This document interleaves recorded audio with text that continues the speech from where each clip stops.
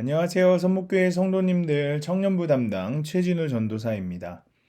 5월 마지막 날입니다. 이제 진짜 여름이 시작된 것 같습니다. 뜨거운 날씨처럼 하나님을 향한 우리의 마음이 더욱 뜨거워지길 소망합니다. 2022년 5월 31일 화요일 큐티 방송을 시작하겠습니다. 사랑의 하나님, 세상 소망이 다 사라진 것 같을 때에도 우리를 기억하시고 우리를 인도하시니 감사합니다. 오늘도 말씀으로 우리를 가득 채울 수 있도록 성령 하나님 인도하여 주시옵소서. 감사합니다. 예수님의 이름으로 기도합니다. 아멘. 네, 오늘 우리가 함께 읽을 말씀은 창세기 43장 16절에서 34절까지의 말씀입니다. 요셉은 베냐민이 그들과 함께 있음을 보고 자기의 청지기에게 이르되 이 사람들을 집으로 인도해 드리고 짐승을 잡고 준비하라. 이 사람들이 정오에 나와 함께 먹을 것이니라. 청지기가 요셉의 명대로 하여 그 사람들을 요셉의 집으로 인도하니 그 사람들이 요셉의 집으로 인도되매 두려워하여 이르되 전번에 우리 자루에 들어있던 돈의 일로 우리가 끌려드는도다. 이는 우리를 억류하고 달려들어 우리를 잡아 노예로 삼고 우리의 나귀를 빼앗으려 함이로다 하고 그들이 요셉의 집 청지기에게 가까이 나아가 그 집 문 앞에서 그에게 말하여 이르되 내 주여 우리가 전번에 내려와서 양식을 사가지고 여관에 이르러 자루를 풀어본즉 각 사람의 돈이 전액 그대로 자루 아기에 있기로 우리가 도로 가져왔고 양식 살 다른 돈도 우리가 가지고 내려왔나이다. 우리의 돈을 우리 자루에 넣은 자는 누구인지 우리가 알지 못하나이다. 그가 이르되 너희는 안심하라. 두려워하지 말라. 너희 하나님, 너희 아버지의 하나님이 재물을 너희 자루에 넣어 너희에게 주신 것이라. 너희 돈은 내가 이미 받았느니라 하고 시몬을 그들에게로 이끌어내고 그들을 요셉의 집으로 인도하고 물을 주어 발을 씻게 하며 그들의 나귀에게 먹이를 주더라. 그들이 거기서 음식을 먹겠다 함을 들었으므로 예물을 정돈하고 요셉이 정오에 오기를 기다리더니 요셉이 집으로 오매 그들이 집으로 들어가서 예물을 그에게 드리고 땅에 엎드려 절하니 요셉이 그들의 안부를 물으며 이르되 너희 아버지 너희가 말하던 그 노인이 안녕하시냐 아직도 생존해 계시느냐 그들이 대답하되 주의 종 우리 아버지가 평안하고 지금까지 생존하였나이다 하고 머리 숙여 절하더라. 요셉이 눈을 들어 자기 어머니의 아들 자기 동생 베냐민을 보고 이르되 너희가 내게 말하던 너희 작은 동생이 이 아이냐 그가 또 이르되 소자여 하나님이 내게 은혜를 베푸시기를 원하노라. 요셉이 아우를 사랑하는 마음이 복받쳐 급히 울 곳을 찾아 안방으로 들어가 울고 얼굴을 씻고 나와서 그 정을 억제하고 음식을 차리라 하매 그들이 요셉에게 따로 차리고 그 형제들에게 따로 차리고 그와 함께 먹는 애굽 사람에게도 따로 차리니 애굽 사람은 히브리 사람과 같이 먹으면 부정을 입음이었더라. 그들이 요셉 앞에 앉되 그들의 나이에 따라 앉히게 되니 그들이 서로 이상히 여겼더라. 요셉이 자기 음식을 그들에게 주되 베냐민에게는 다른 사람보다 5배나 주매 그들이 마시며 요셉과 함께 즐거워하였더라. 아멘. 네, 오늘 본문을 설명하도록 하겠습니다. 오늘 본문을 요약하자면 총리 요셉의 오찬에 초대된 형제들이 오히려 그 집의 노예로 억류될까봐 두려워합니다. 그러자 요셉의 청지기가 그들을 안심시킵니다. 형제들과 재회한 자리에서 요셉은 아버지의 안부를 묻고 동생 베냐민을 보고 마음이 복받쳐 급히 울 것을 찾습니다. 한편 요셉의 형제들은 자신들을 나이순으로 앉힌 것을 의아해합니다. 네, 그러면 오늘 조금 더 본문을 자세히 살펴보겠습니다. 16, 17절입니다. 그들은 야곱의 지시를 따라 준비한 것을 가지고 애굽으로 가서 요셉을 대면하게 되었습니다. 요셉은 그들과 함께 식사하기 위하여 청지기에게 식사 준비를 시켰습니다. 아직도 그들에게 자신을 밝히지 않고 아주 조금씩 그의 친절을 나타내고자 합니다. 이때 요셉은 하나님의 지혜대로 행동한 것입니다. 18절에서 22절입니다. 형들은 요셉의 집으로 인도받았을 때 두려워하였습니다. 그들은 전에 자루에 발견된 돈 때문에 트집 잡히는 줄 알고 걱정하였던 것입니다. 그들은 청지기에게 그 돈 문제에 대하여 낱낱이 변명하고 또 그들은 전번에 왔을 때 정탐꾼이라는 혐의를 받았으니 당국의 강국이었던 당대 강국이었던 애굽 땅에서 그들의 마음은 굉장히 초조하였을 수밖에 없었겠죠. 따라서 일찍이 자르에서 발견된 돈 때문에 이렇게 걱정할 만합니다. 우리가 여기서 또 주목해야 할 것은 요셉의 꿈이 성취되었다는 것입니다. 그 꿈에 그의 형들이 모두 다 굴복하였던 것을 우리는 기억해야 합니다. 자, 23절에서 24절입니다. 청지기는 두려워하는 형들에게 안심하라, 두려워하지 말고 위로하기를 너희 아버지의 하나님이 재물을 너희 자루에 넣어 너희에게 주신 것이라고 하였습니다. 이 말은 사실 그대로입니다. 요셉이 자루에 돈을 다시 넣도록 한 것은 형들을 놀라게 해주려고 하는 것이 아니었고 그들을 돕는 은밀한 친절이었습니다. 요셉은 하나님의 인도대로 하였던 것입니다. 그리고 시몬을 그들에게로 데려왔는데 이것도 형들을 어느 정도 안심케 하려는 것입니다. 하나님도 어떤 때에 염려하는 성도들을 붙들어 주시기 위하여 조금씩 위로와 평안을 주십니다.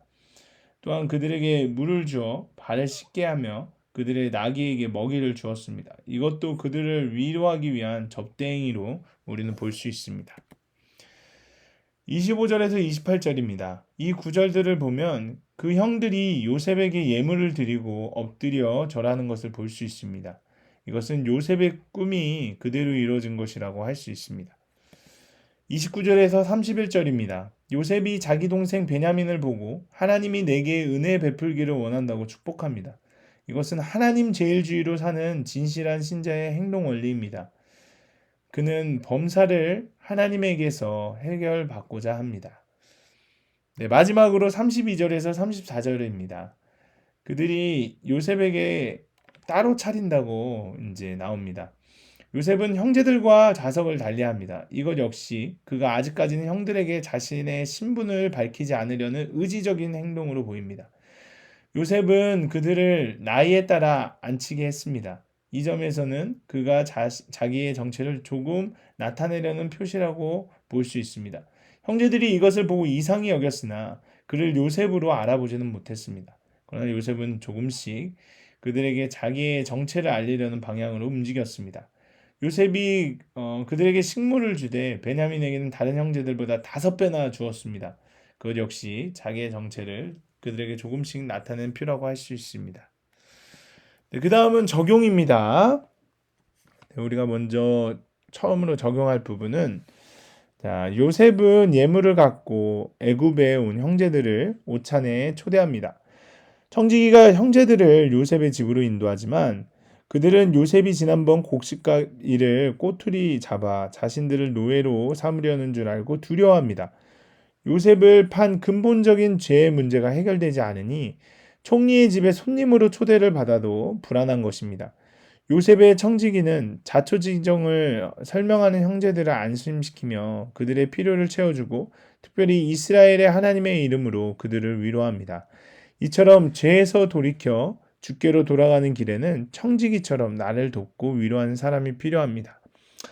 죄에 떨며 불안해하고 있을 때 나를 말씀으로 위로하고 인도해 준 지체는 누구입니까? 우리 한번 생각해 보았으면 좋겠습니다. 네, 두 번째로 적용할 부분입니다. 요셉의 형들은 총리와의 세 번째 만남을 앞에 두고 마음이 무겁습니다. 그들은 요셉이 오자 땅에 엎드려 절합니다.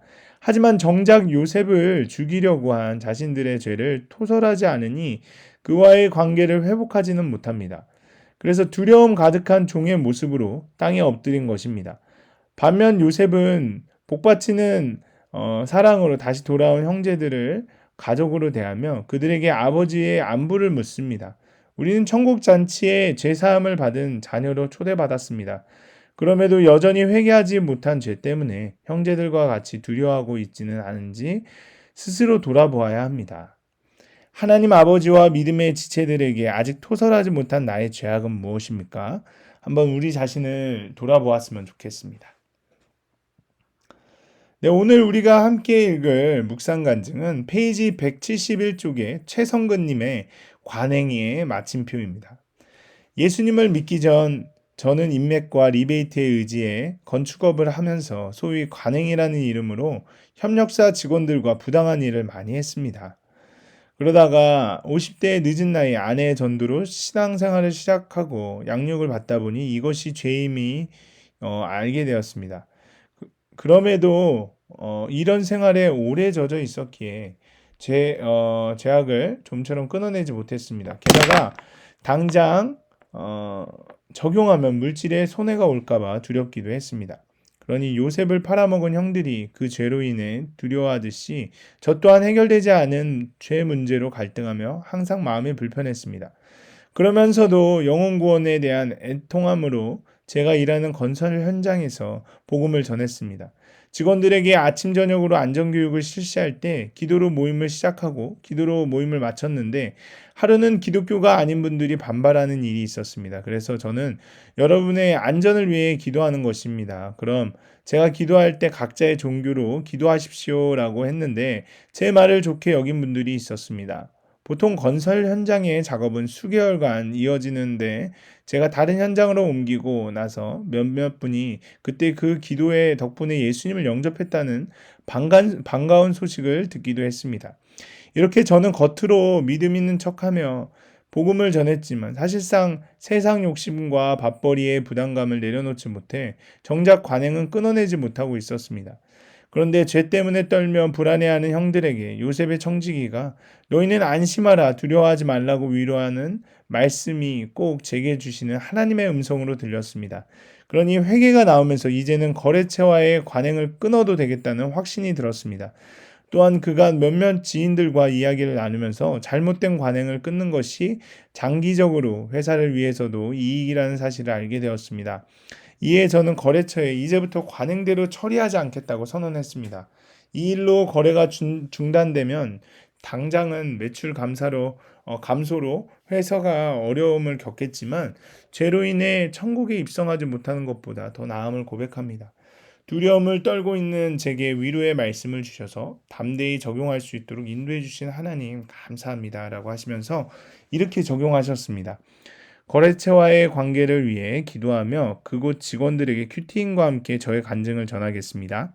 하나님의 청지기로서 이전 현장에서 복음을 받아들인 분들에게 자주 연락해서 안부를 묻겠습니다. 라고 하셨습니다. 여러분들도 묵상 간증을 적어보시고 주의 분들과 나눠보셨으면 좋겠습니다. 네, 그러면 오늘 큐티 방송을 마치겠습니다. 사랑의 하나님, 오직 은혜로 제사함을 받아 천국 잔치에 초대되었음에도 여전히 토설하지 못한 죄가 있음을 고백합니다. 형벌을 받을까봐 두려워 비굴하게 변명하는 저를 불쌍히 여겨 주옵소서. 구원을 성취하고자 사사로운 정을 억제하고 인내하여 악을 선으로 갚을 수 있게 도와주시옵소서. 감사합니다. 예수님의 이름으로 기도합니다. 아멘.